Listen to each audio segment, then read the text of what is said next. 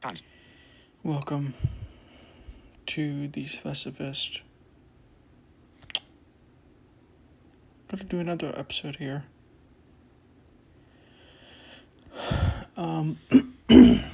Speech off. Sorry. Anyways, so I wanted to go over kind of further the exploration that we did this morning.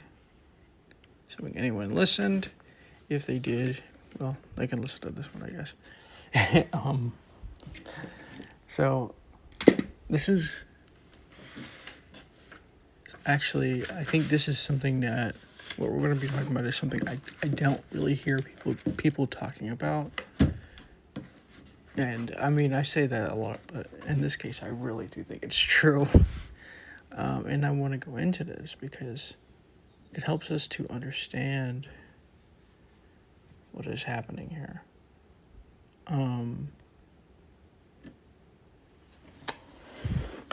Because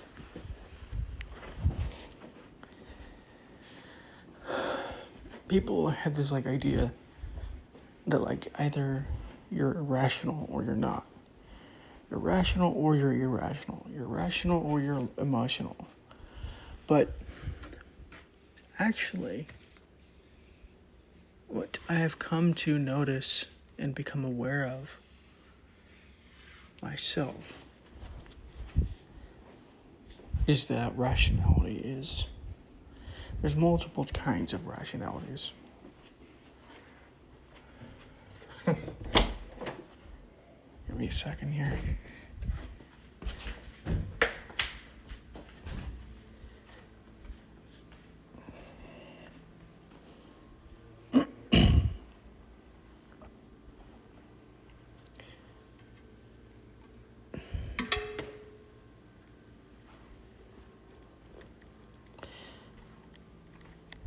So,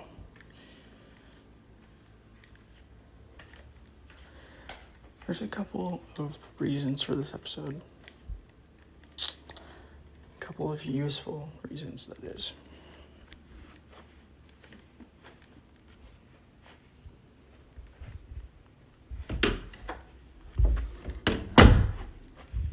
So, reason number one is that when you understand this, when you understand these different rationalities, what they are, how they work, you begin to understand more things. You begin to understand how the world works. And not just the world, but yourself, other people, how emotions work. And this is important because rationality is multi-factored. It's a multi-perspectival thing. There's not just one kind of rationality.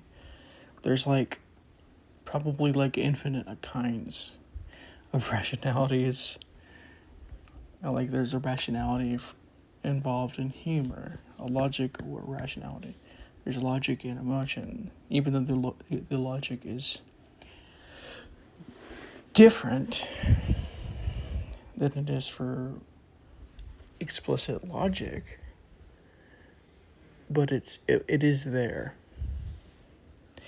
There's a logic for understanding. How do you understand things? What is that? What is the logic behind how this works? That's not something a lot of people talk about, but it is important to this process as well, to some extent as well. And so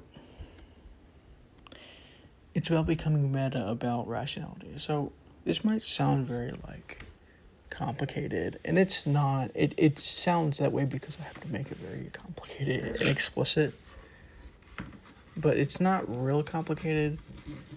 Some people are just naturally good at doing this, but for a lot of people this has to be built. Give me a second here. So yeah, you have some people who just naturally are more logical, but they don't understand these different rationalities because they don't live in this. But then there's other people who aren't logical, but can see some of these other rationalities.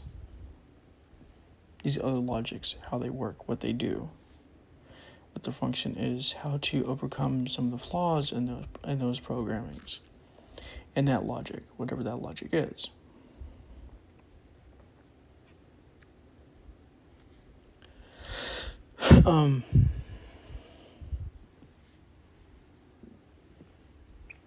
So there's a big purpose in doing this. There's a big purpose in understanding this.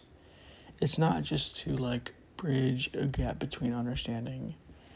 That's part of it, but it's also through understanding you can become more forgiving and loving and understanding of and compassionate of why somebody is the way they are, or why, despite all that you're doing, you're still in places of judgment or whatever the case might be.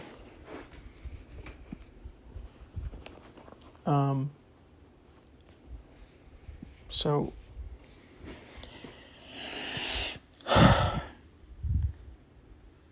there is traditional rationality, what I'll call logic for simplicity's sake.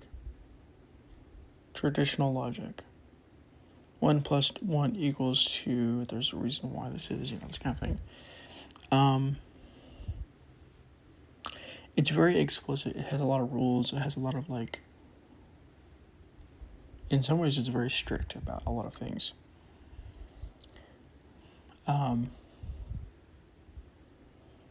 And to a lot of people, because they don't understand what logic is really designed to do, what rationality is designed to do, they have this idea, this illusion that logic is cold and distant and this kind of thing. It's not. It can be, but it's not inherently.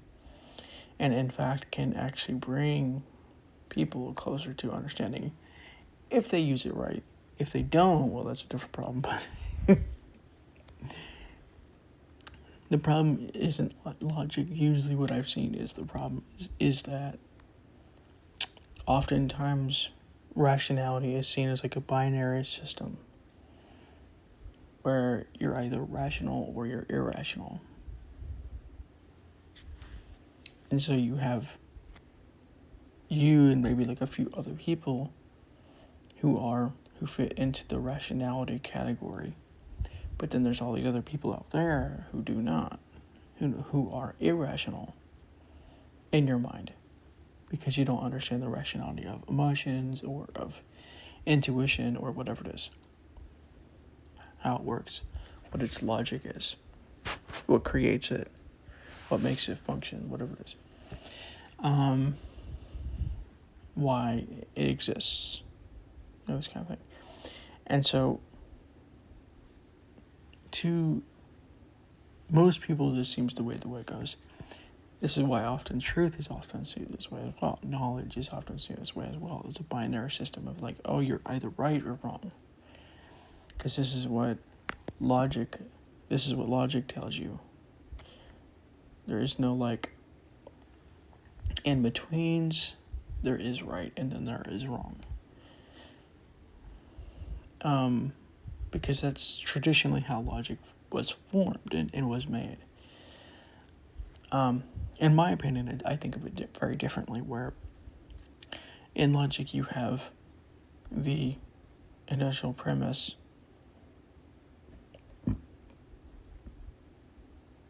and perhaps you have other statements as well, but to simplify it, just say you have the initial premise and you have the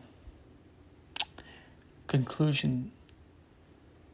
And for instance, all men are mortal, therefore Socrates is mortal. All men are mortal is a premise, is a logical predicate. I think that's the word. I can't remember for certain though. And then Socrates, therefore Socrates is mortal, is the conclusion. So there's what I'd call 4 different ways this works out. Either your initial premise is wrong, but the conclusion is right. The initial premise is wrong, but the conclusion is wrong. The premise is wrong, but the conclusion is right. Or the premise is right, and the conclusion is right. Right? Only one of those is valid, but they're not all wrong.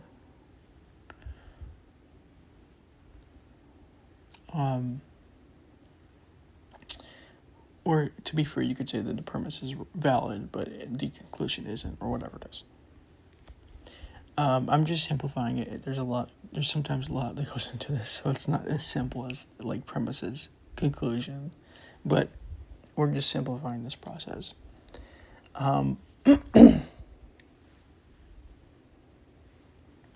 So this sort of four-valued system is kind of what I'd call the basis of truth.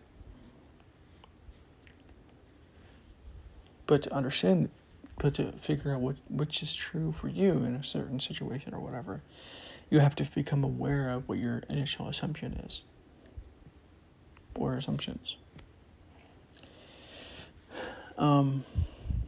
Which requires a different kind of rationality, but more on that later, right? That's logical rationality. That's logic. That's traditional logic. Emotion logic works different. It works based on survival, even if it's not technically a life or death situation. But because the body is based in this system of life or death, because it's a survival mechanism at work, you have the emotional rationality that says that even if, for instance, a toy broke, it was part of your identity, and so now that part of your identity has died. And so that destroys it threatens your survival in this way, whatever it is, which creates the sadness or whatever it is. It might not be logical in the strict sense, but it has a rationality of its own. And the purpose of understanding this, and this is something you can figure out for yourself, right? This is the way to become aware and understanding of what's happening. Because these different rationalities, they play a role in different ways. And it helps you see that rationality of any kind is a tool. It's nothing more. It's not but oftentimes it's seen as like the way, like especially traditional rationality. This is what's true. This is how you get to the truth, or whatever it is. While that might be true in some cases, science and this kind of thing, cases, it's not always going to be true. So the point is to help you to go beyond the need for binaries here. We're going into the understanding of multi-perspectives, the understanding of rationality in many parts.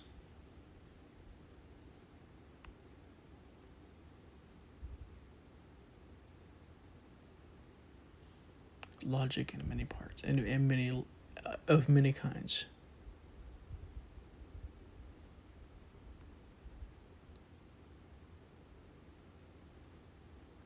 I mean, even within traditional logic, there's different forms of logic, although some of them are similar and overlap. You know, there's Aristotelian logic, and there's symbolic logic, and all this kind of stuff. Socratic logic. So,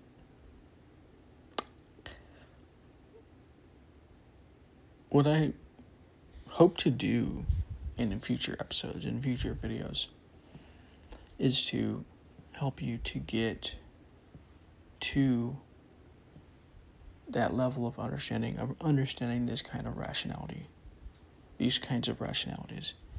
What does the rationality of emotions look like? why is this important? This kind of thing. What is the rationality? What does the rationality of bias look like? Why is that important? Whatever it is. And we can get into, and the purpose for this is understanding this, and by understanding it, we are at peace with it. We accept it. We can be loving and compassionate to those who are not, or are these things, whether it be bias or angry or whatever it is. And there's different ways we can look at each one of these. We could call them perspectives or rationalities, but this is something that I want to do deep episodes on.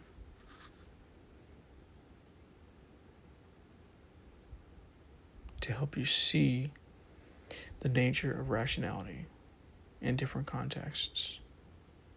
So, I hope you enjoyed this episode, and I will talk in the next one.